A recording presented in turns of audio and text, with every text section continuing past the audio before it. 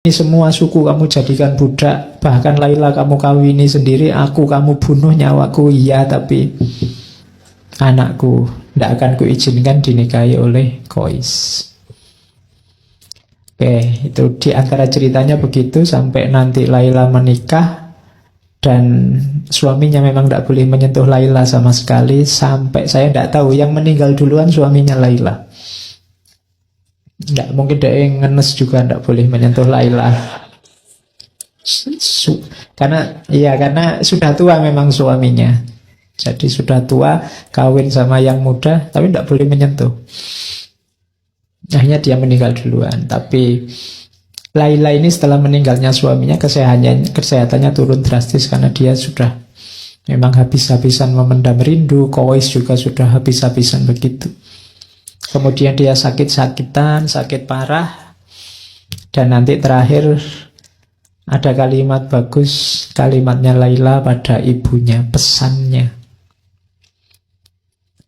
Katanya Laila, ibu, lihatlah cahaya wajahku telah memudar dan menjadi pucat pasi, tak lagi bercahaya.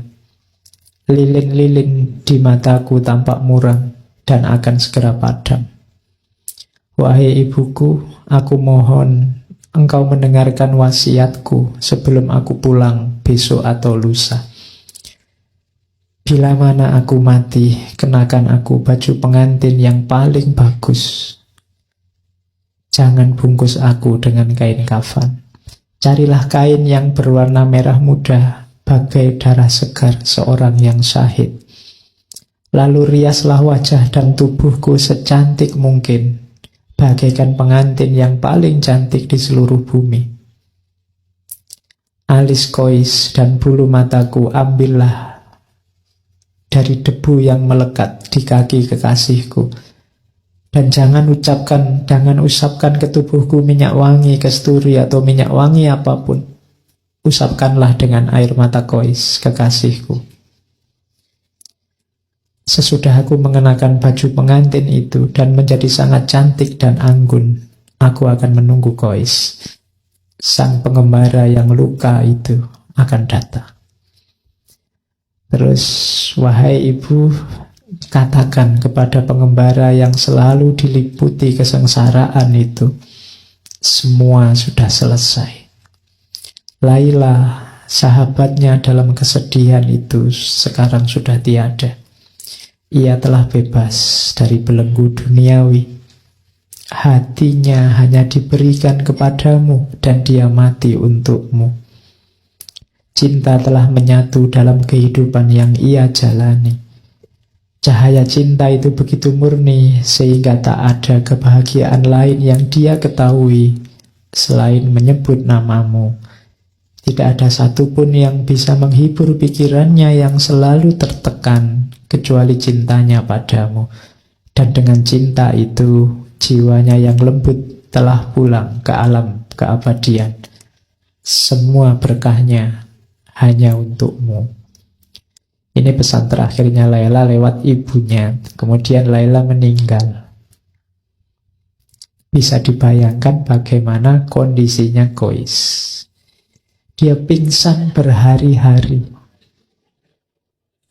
Iya, pingsan berhari-hari. Terus setelah itu dia lari-lari ke makamnya Laila.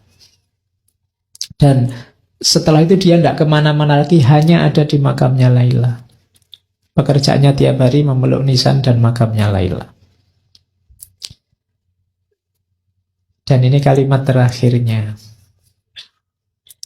Sebelum menyusul Laila, nanti dia meninggal dalam keadaan memeluk pusaranya, memeluk makamnya Laila.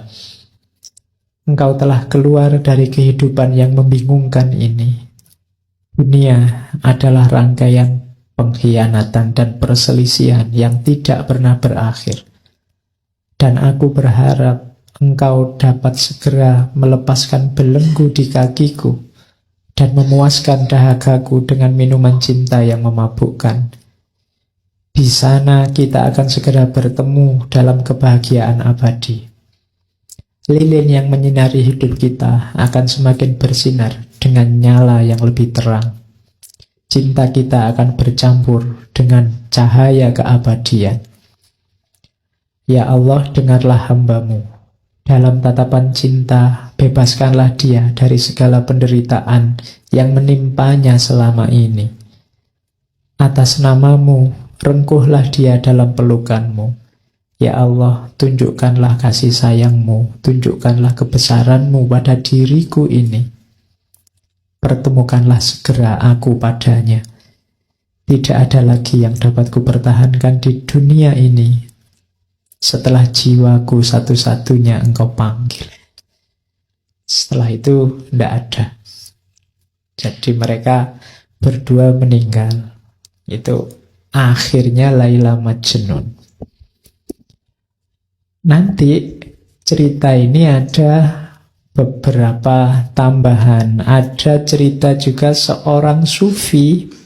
Kalau di akhir cerita itu Zaid tadi yang jadi penghubung itu bermimpi dua-duanya berbahagia di alam sana. Qais dan Laila sedang berbahagia dengan pakaian terindah, dengan keremajaannya lagi dan seterusnya. Tapi nanti ada seorang sufi yang bermimpi.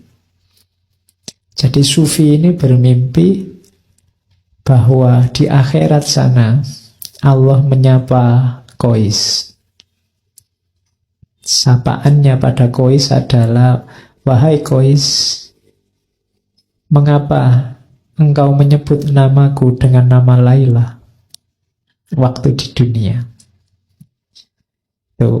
Itu sebenarnya ingin menunjukkan bahwa sebenarnya ini kisah tentang cinta ilahiyah.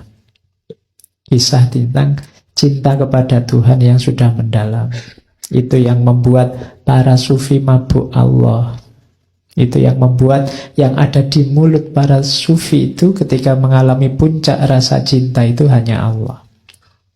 Oke. Dan ini cerita Laila Majnun ini banyak diadaptasi macam-macam. Ada beberapa yang saya bawa. Beberapa kali juga sudah saya cerita, misalnya dulu waktu ngomong Rumi.